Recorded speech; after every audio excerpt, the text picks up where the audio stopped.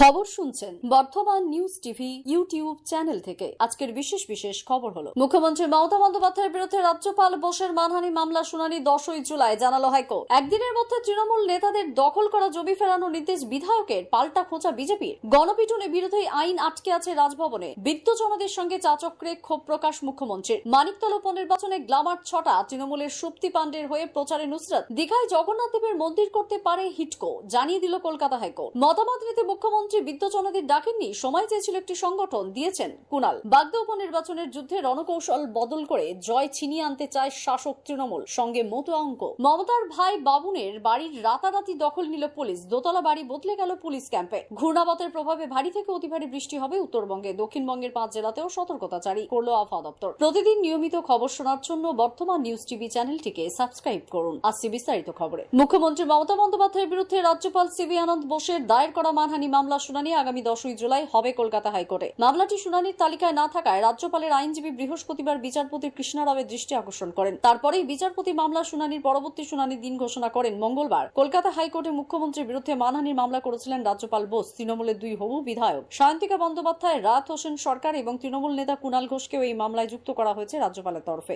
সম্প্রতি নবান্নের একটি সরকারি বৈঠক থেকে রাজ্যপালকে আক্রমণ করেছিলেন মমতা বন্দ্যোপাধ্যায়। তারই জেরে ওই মানহানির মামলার দায়ের করেছিলেন রাজ্যপাল। এই প্রসঙ্গে কুণাল ঘোষ বলেছেন, শুনেছি উনি মামলা করায় আমার নাম যুক্ত করেছেন, আইনত যা করার করব। বুধবার প্রথম শুনানির পর বিচারপতি রাও নির্দেশ দিয়েছিলেন। রাজ্যপাল বোস সম্পর্কে মুখ্যমন্ত্রী মমতা বন্দ্যোপাধ্যায় মন্তব্য যে সমস্ত সংবাদ মাধ্যমে প্রকাশিত হয়েছে সেগুলিকেও এই মামলায় যুক্ত করতে হবে। তৃণমূলে যেসব নেতা বা জনপ্রতিনিধিরা সরকারি জমি দখল করেছেন, একদিনের মধ্যে সকলকে জমি ফেরানোর নির্দেশ নারায়ণ গোস্বামীর। নির্দেশ না মানলে কড়া পদক্ষেপের হুঁশিয়ারি দিয়েছেন বিধায়ক তথা জেলা সভাধিপতির। এই মন্তব্যের পাল্টা দিয়েছেন বনগাঁ বিজেপির সভাপতি দেবদাস মণ্ডল। তিনি বলেন, ক্ষমতায় থাকলে পঞ্চায়েত প্রধানের বিরুদ্ধে ব্যবস্থা নিন। বুধবার উত্তর 24 পরগনা বাগদার একটি লজে এবং দেহালদহে কর্মী সভা করেন বিধায়ক তথা জেলা সভাধিপতি নারায়ণ গোস্বামী। সেখানে তিনি বলেন, তৃণমূলের যে সমস্ত নেতা কর্মী বা জনপ্রতিনিধিরা সরকারি জমি দখল করে রেখেছেন, বৃহস্পতিবারের মধ্যে তা দখল মুক্ত করতে হবে, না হলে পরশু থেকে প্রশাসনিক ব্যবস্থা নেওয়া হবে। নারায়ণবাবু বলেন, আমার কাছে নির্দিষ্ট কিছু অভিযোগ এসেছে, তার ভিত্তিতেই আমি এই কথা বলেছি। নারায়ণ গোস্বামীর এই মন্তব্যের পর বাগদার রাজনৈতিক মহলে প্রবল শোরগোল। এই বিষয়ে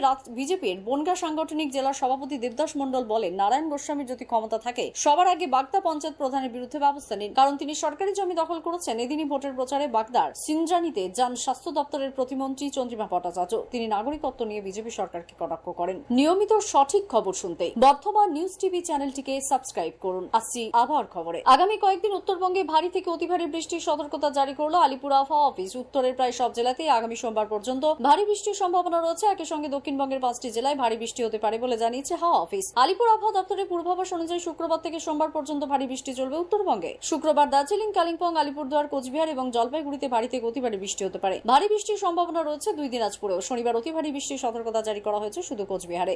ওই দিন উত্তরবঙ্গের বাকি জেলাগুলিতে 7 থেকে 11 সেন্টিমিটার পর্যন্ত বৃষ্টি হতে পারে। রবিবার এই সমস্ত জেলায় ভারী বৃষ্টির সম্ভাবনা রয়েছে। বৃষ্টি কিছুটা কমতে পারে সোমবার থেকে। ওই দিন কেবল দার্জিলিং এবং আলিপুরের জন্য সতর্কতা জারি থাকছে। গণপিটুনি বিরোধী বিল পাশ হয়েছিল পশ্চিমবঙ্গ বিধানসভায়, কিন্তু গত 5 বছর ধরে তা রাজভবনে আটকে রয়েছে। বৃহস্পতিবার আলিপুরে বিদ্যজনদের একাংশের সঙ্গে একটি চা চক্রে তা নিয়ে ক্ষোভ প্রকাশ করলেন মুখ্যমন্ত্রী মমতা বন্দ্যোপাধ্যায়। সূত্রের খবর, বিদ্যজনদের ওই অংশের সঙ্গে আলাপচারিতায় মুখ্যমন্ত্রী ওই বিল নিয়ে আক্ষেপ করেছেন। তিনি জানিয়েছেন, রাজ্যে আইনটি চালু হলে হয়তো এত গণপিটুনির ঘটনা ঘটতো না। আলিপুরের সৌজন্য প্রেক্ষাগৃহে বৃহস্পতিবার বিদ্যজনদের একাংশের সঙ্গে মুখ্যমন্ত্রী চা চক্রের আয়োজন করা হয়েছিল। রাজ্যসভায় তৃণমূল সাংসদ দোলা সেন, রাজ্যের প্রাক্তন মন্ত্রী পূর্ণেন্দু বসুরা মিলে দেশ বাঁচাও গণমঞ্চ বলে একটি সংগঠন তৈরি করেছেন। তাতে রয়েছেন বিভিন্ন ক্ষেত্রের কৃতীরা। সেই সংগঠনে সম্প্রতি মুখ্যমন্ত্রীর কাছে সময় চেয়েছিল বলে জানা গেছে। সময় দিয়েছিলেন মমতা বন্দ্যোপাধ্যায়। বৃহস্পতিবার তাদের সঙ্গে আলাপচারিতায় গণপিটুনির প্রসঙ্গ ওঠে। সম্প্রতি রাজ্যে গণপিটুনির ঘটনা বেড়ে গিয়েছে। সেই প্রসঙ্গে ওই আইন নিয়ে পদক্ষেপ করেন মুখ্যমন্ত্রী। সূত্রের খবর, বৃহস্পতিবারে আলাপচারিতায় বিদ্যজনদের ওই অংশের কাছে মুখ্যমন্ত্রী জানিয়েছেন, তার সরকার গণপিটুনির মতো ঘটনার ঘোর বিরোধী, কিন্তু রাজভবনে বিল আটকে থাকায় এই বিষয়ে কড়া পদক্ষেপ করা যাচ্ছে না। এই প্রসঙ্গে উত্তরপ্রদেশে কিছু ঘটনার উল্লেখ করেছেন মুখ্যমন্ত্রী। সাংসদ থাকাকালীন দলের অনেক কর্মসূচিতেই দেখা যেত না তাকে। এছাড়া নানান বিতর্কে একাধিকবার নাম জড়িয়েছে তার। এসবের জেরে দলের অন্দরে একাংশের মোটেই সুনজরে ছিলেন না। 24 লোকসভা ভোটে তার প্রভাব পড়েছিল। তারকা ইমেজ থাকলেও দিল্লির যুদ্ধে এবার তাকে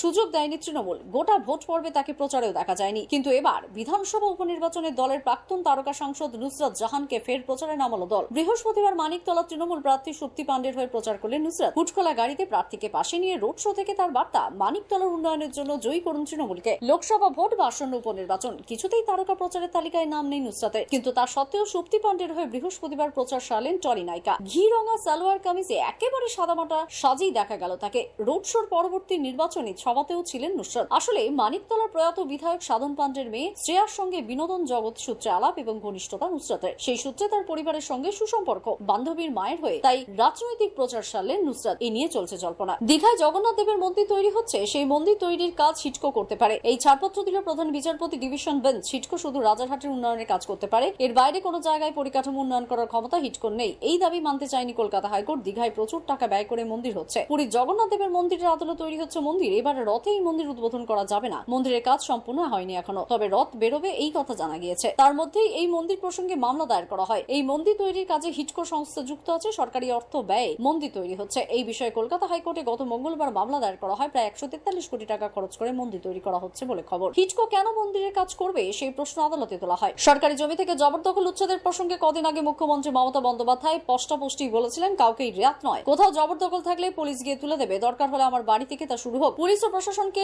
বরাবর অভয় দিতে দেখা গেছিল মুখ্যমন্ত্রীকে। বেআইনি দখল উচ্ছেদের ব্যাপারে তিনি যে কতটা কঠোর তা বোঝাতে এবার হরিশ চ্যাটার্জি স্ট্রিটেও নাটকীয় ঘটনা ঘটে গেল। ওই রাস্তায় মমতা বন্দ্যোপাধ্যায়ের ছোট ভাই বাবুন বন্দ্যোপাধ্যায়ের একটি ক্লাব ঘর ও তার পিছনে সরু দোতলা বাড়ি রয়েছে। বৃহস্পতিবার বিকালে গিয়ে দেখা গেল ওই বাড়ির সামনে পুলিশ চেয়ার পেতে বসে রয়েছে। ক্লাব ঘরের মধ্যে জিনিসপত্র সাজানো রয়েছে ঠিকই, কিন্তু পিছনের দোতলা বাড়িতে একটা কাগজ ছেটে দেওয়া হয়েছে, তাতে লেখা পুলিশ ক্যাম্প। ক্লাবের পিছনের বাড়িটা বেআইনি ভাবে দখল করা জমিতে তৈরি করা হয়েছে বলে অভিযোগ। সেই বাড়ি এখন পুলিশ ক্যাম্প হলো। আগামী দিনে এই বাড়িটির ভবিষ্যৎ কি হয় এখন সেটাই দেখার। বাগদা উপনির্বাচনে জিততে মরিয়া তৃণমূল নেতৃত্ব, তাই এই উপনির্বাচনে লড়াই কৌশলগত বদল আনছে বাংলা শাসক দল। প্রার্থী চয়ন থেকে শুরু করে প্রচার কৌশল, লোকসভা ভোটের তুলনায় সবকিছুতেই বদল এনে মধুয়াগড়ে ঘাসের উপর জোড়া ফুল ফোটাতে চাইছে তৃণমূল নেতারা। লোকসভা নির্বাচনে বাংলায় বিজেপির শোচনীয় ফল হলেও বনগা লোকসভায় ফের জিতেছে বিজেপি। কেন্দ্রীয় প্রতিমন্ত্রী শান্তনু ঠাকুর ওই আসনে ৭৫,৮৫২ ভোটে তৃণমূল প্রার্থী বিশ্বজিৎ দাসকে হারিয়ে জয়ী হয়েছেন। তার মধ্যে বাগদা বিধানসভায় ২০,৬১৪ ভোটে এগিয়ে ছিল বিজেপি। উপনির্বাচনে সেই ব্যবধান টপকের জন্য লড়ছে তৃণমূল, যে কারণে তৃণমূল প্রার্থী বিশ্বজিৎ বনগা লোকসভার ক্ষেত্রে ৭টি বিধানসভার মধ্যে ৬টিতেই পরাজিত হয়েছেন। তাই এবারে উপনির্বাচনে প্রয়াত বীণাপানি দেবীর নাতনি এবং প্রয়াত তৃণমূল সাংসদ কপিল কৃষ্ণ ঠাকুরের ছোট মেয়ে মধুপর্ণা ঠাকুরকে প্রার্থী করেছে তৃণমূল। লোকসভা ভোটে শান্তনুর প্রার্থী হওয়ার যে সুবিধা বিজেপি পেয়েছিল, উপনির্বাচনে সেই লাভ আপাতত তাদের অনুকূলে থাকবে বলেই দাবি তৃণমূলের। কারণ এই কেন্দ্রে বিজেপি প্রার্থী বিনয় কুমার বিশ্বাস মতুয়া হলেও ঠাকুর বাড়ির সঙ্গে তার কোনো সম্পর্ক নেই। খাদ্যমন্ত্রীর মমতা বন্দ্যোপাধ্যায় রাজ্যের বিদ্যুৎজনদের আমন্ত্রণ জানাননি, তিনি তাদের কোনো মতামত নেবেন না। বৃহস্পতিবার প্রশাসনিক বৈঠকে এবং রাজনৈতিক মহলে যে জল্পনা তৈরি হয়েছিল তা ভিত্তিহীন বলে বিবৃতি দিয়েছে তৃণমূল নেতা কুণাল ঘোষ। সূত্রের খবর, স্বয়ং মমতার বার্তা পেয়ে কুণাল ওই কথা জানিয়েছেন। উল্লেখ্য, বৃহস্পতিবার বিকালে সৌজন্যে ওই সংগঠনের সদস্যদের সঙ্গে বৈঠকের পর মুখ্যমন্ত্রী কুণাল বলেছেন, মমতা বন্দ্যোপাধ্যায় রাজ্যের বিদ্যুৎজনদের আমন্ত্রণ জানাননি, তিনি তাদের কোনো মতামত নেবেন না। বৃহস্পতিবারের বৈঠক নিয়ে প্রশাসনিক এবং রাজনৈতিক মহলে যে জল্পনা তৈরি হয়েছিল তা ভিত্তিহীন বলে বিবৃতি দিয়েছে তৃণমূল নেতা কুণাল ঘোষ। সূত্রের খবর, স্বয়ং মমতার বার্তা পেয়ে কুণাল ওই কথা জানিয়েছে। উল্লেখ্য, বৃহস্পতিবার বিকালে সৌজন্য ওই সংগঠনের সদস্যদের সঙ্গে বৈঠকের কথা মুখ্যমন্ত্রীর।